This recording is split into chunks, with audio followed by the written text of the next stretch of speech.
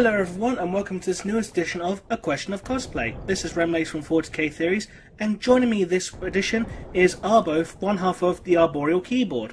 So firstly, thank you for joining me today. Thanks for having me. So firstly, what got you into Warhammer 40,000 and Warhammer 40,000 cosplay? It was a pretty recent addiction. I've been interested into Warhammer 40k for only 1 year or so, because my boyfriend used to play. He stopped in 4th edition, I think, and he has a lot of Black Library books at home. So one day I just thought, well, why not try it?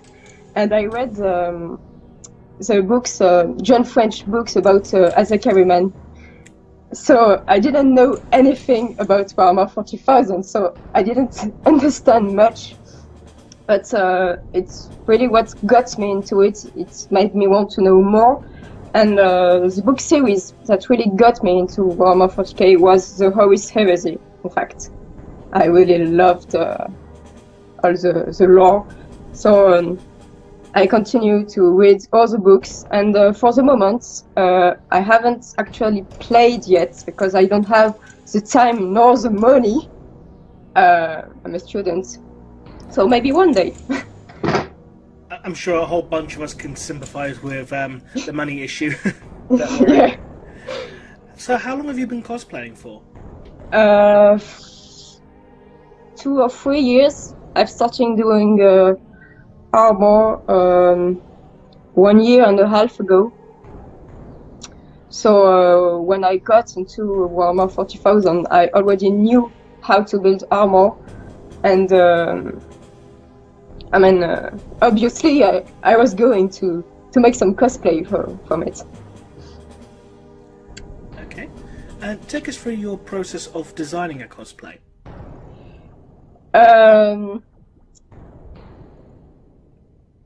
It's always a bit spontaneous. I don't actually plan things.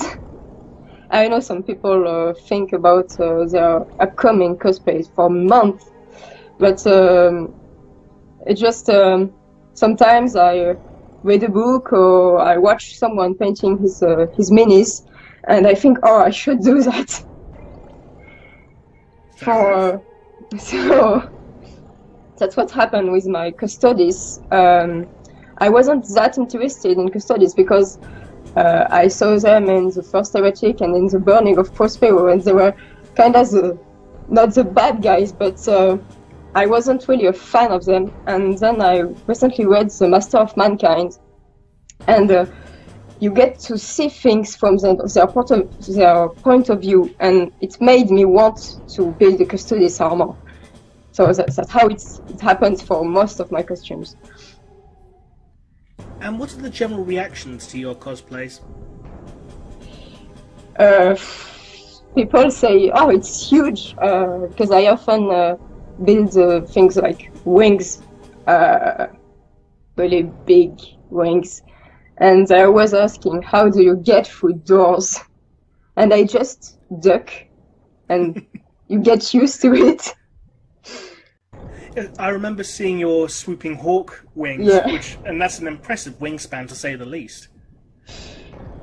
Probably the biggest wing I have done yet, because they are not articulated. I have done other wings that could be expanded, and I have something like a 3-meter wingspan, but Barrett's wings don't actually move, so I always take a lot of space in convention. Tell us about your convention experiences.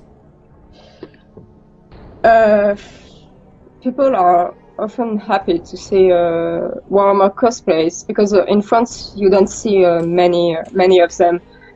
So far, I've met an Ultramarine and an Imperial Guard, and that's all. I know there are some others because I follow the pages and I look at the photos from other conventions I wasn't able to attend. But there aren't many cosplayers. So when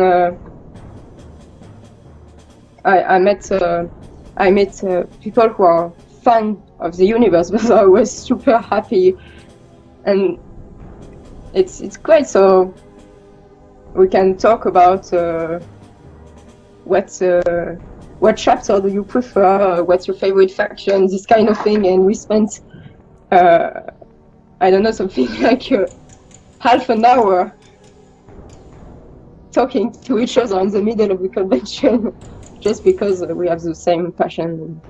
It's great. Yeah. Okay.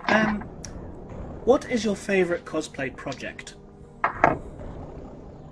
So a project I haven't started yet, or something I'm already working on. That was a question. Oh, sorry. Out of all your cosplays, which one's your favorite? It's a Vizark, I think. Even it's not finished yet, because besides liking the backstory, I really love the design.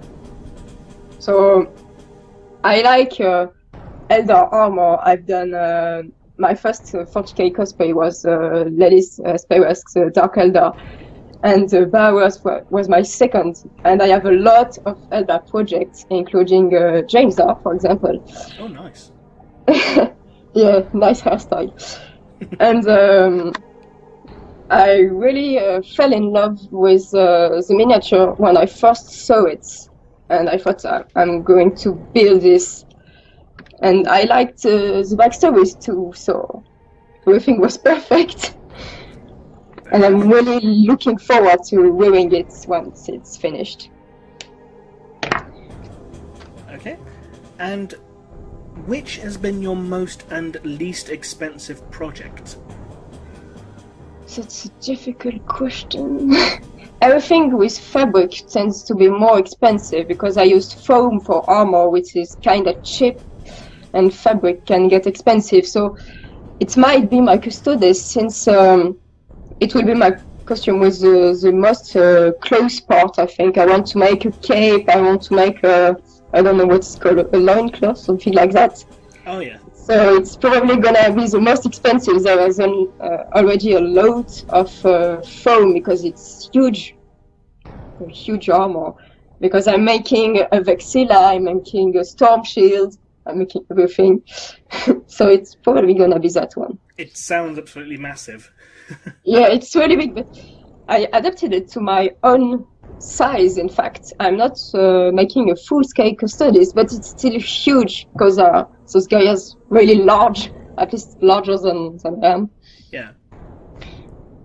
Okay. And the least expensive, I don't know, I have no idea. Fair enough. Okay, and final question I will ask you today. If you could give any advice to any up-and-coming cosplayers, what would you say to them? Maybe don't listen to all the haters out there, because there is always someone who will feel maybe offended by what you do, and it has happened to me several times, in fact, even with Bauerth.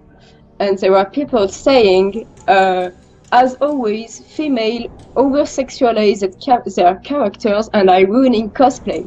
So it's a costume where my entire body is covered, so I can't understand that comment. Yeah, that sounds I weird. don't know. Yeah. So I don't know. And all the negative feedback I've received were always about my body type and not about the costume. And there are people saying, when people criticize your body, that means your costume is flawless. So I suppose that's one way to look at it, I suppose. and I know there are people who are not really confident with their bodies, and it's keeping them away from cosplaying. And I think you should do whatever you want. I'm making a custodes even if I'm female, and I'm not 7 feet tall, so I don't see the problem with it. Fair enough then. Okay, so that comes to the end of this interview. So firstly, thank you for everyone at home who's been listening in, and thank you to Arbo for joining me today. You're welcome. I will put a link in the video description below so you can check out their Facebook page to check out all of their amazing work.